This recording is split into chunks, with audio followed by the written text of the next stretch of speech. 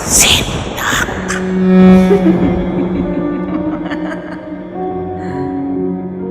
Magandang araw po.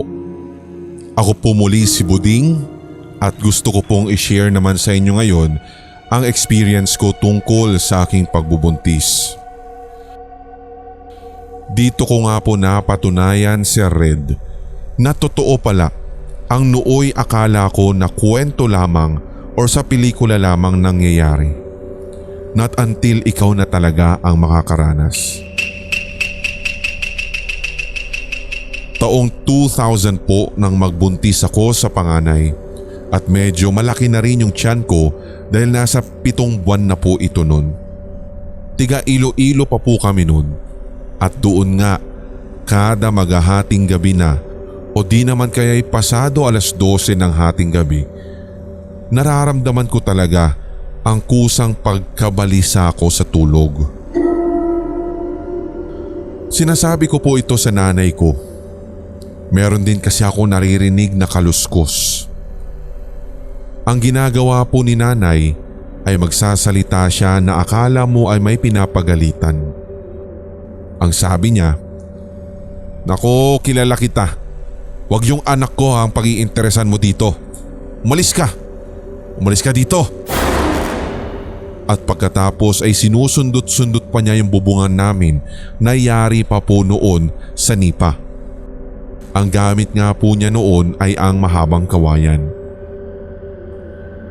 Meron din po kaming mahabang saway na nakaatang sa pinto kada gabi. Yung asawa ko naman po ay naglilibot din sa mga bintana.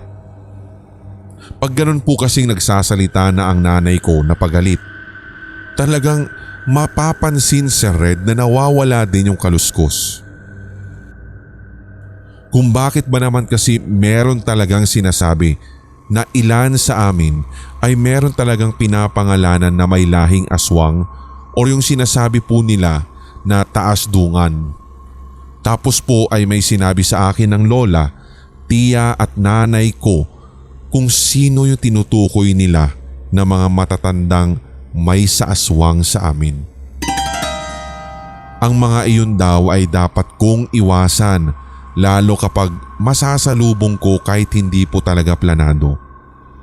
Kung bakit ba talaga na kahit iniiwasan kong makita ako, talagang nandyan sila kung nasaan ako. Hindi ko rin po talaga masasabi kung nagkataon or alam talaga nila dahil malakas ang pakiramdam nila sa mga buntis. Ang ginagawa ko na lamang ay umuusal ng dasal at nagdadala ng luya sa bulsa. Nakaraos naman po ang pangyayaring iyon hanggang sa araw na ako nga po ay manganak.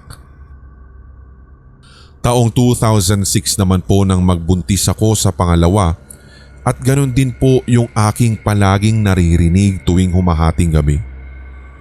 Kaluskos at meron pa nga parang nagtitik-tik. Kahit andun pa din yung takot ko, ako na po mismo yung nagyayaw-yaw sa kung sino man yung gumagambala. Ganon ang lola ko na sinisigawan din at tinataboy iyon sabay mura pa nga. Hanggang sa makapanganak ako muli at lalaki ang second baby ko. Habang babae po pala yung aking panganay. Marami nga po ang nagsasabi na kamukha ni Ninyo Mulak ang anak ko nung baby sapagkat cute at chubby siya. Pansinin talaga siya lalo kapag nasa labas kaya panay ang pagbati sa kanya ng mga kapitbahay namin. Kapag naman po nagpapagabi na, nag-iiyak na at balisa na ang anak ko. Hindi rin siya makatulog ng maayos kahit anong klaseng pagpapatahan ko. Andyan yung magtuob po kami o pausok at hindi pa talaga nakontento dahil kailangan pang magsunog ng goma ang lola ko sa paniniwala na ayaw daw po ng aswang ang ganong amoy. Sir Red, meron din pong pinapaniwalaan ng lola ko na isang matanda daw po sa amin na siyang laging bumabati sa baby ko. Nakakausog daw ito. Nakumpirman po ito dahil may tiya po ang asawa ko na mananawas. Yung matanda po na iyon ay talagang giliw na giliw or binabati talaga lagi ang baby ko, lalo kapag napapadaanan daw kami sa labas. So ang ginagawa po ng lola ko at una na ipinaalam sa amin na mag-asawa na sabi niya ibenta na daw namin yung baby ko sa matanda na yun. So baka po naguguluhan yung inyong mga tigapakinig. Akin pong maikling ipapaliwanag. May paniniwala po kasi sa amin noon na kapag iyakin o kaya maligalig ang bata o kaya'y laging nagkakasakit, ibenta daw doon sa mga taong mataas ang dungan or yung kung sino ang pinagsususpetsahan niyong gumagambala at nangungursonada sa bata. So yun nga po, mula noon ay hindi na nag-aalburuto ang anak ko kapag maggagabi na. Hindi na rin po kakaiba ang nagiging iyak niya at sa maniwala kayo't sa hindi. Straightforward, walang katakot-takot na prinangka ni Lola yung matanda at ang sabi niya, "O ayan ha, binili mo na yung bata. Iyak ng iyak eh. Naghahanap kami ng bibili para hindi na iyak ng iyak sa gabi. Ituring mo ng anak yan." Tama po ang inyong napakinggan. Ibibenta po talaga yung bata sa halagang 20 pesos. Ganun po talaga daw, sabi ng lola ko. Basta tagbibigay sila ng aktwal na barya o pera na patunay na nabili or binili yung bata. Noon lang din po ako nagkaroon ng ideya na ganun pala sa lugar namin. Pero hindi ko lang po alam kung may kapareho ba kami sa paniniwala or sadyang iba naman na bersyon sa ibang lugar. Simula po noon, Sir Red, tila ba graduate na kami sa gabing laging nag-aalburuto ang anak ko. Maayos na po kaming nakakatulog sa buong magdamag at kung batiin man ng bago niyang nanay ang anak ko kapag nakikita ito sa labas ay di na naninibago.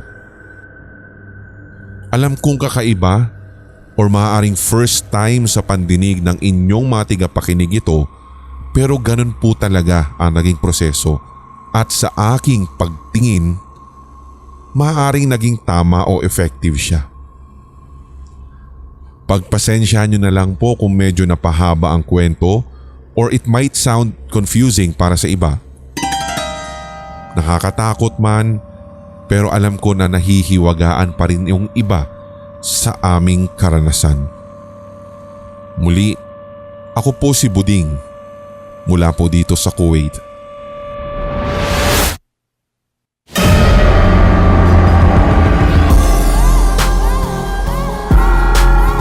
At inyong napakinggan ang tampok na one-shot Tagalog horror story. I-like, mag-comment at i-share ang episode na ito sa inyong social media, mga certified kasindak. Huwag pahuhuli sa mga bagong kwentong katatakutan dito sa ating channel, kaya pindutin na ang subscribe button at ang notification bell. Hanggang sa susunod na kwentuhan dito sa Sindak Short Stories.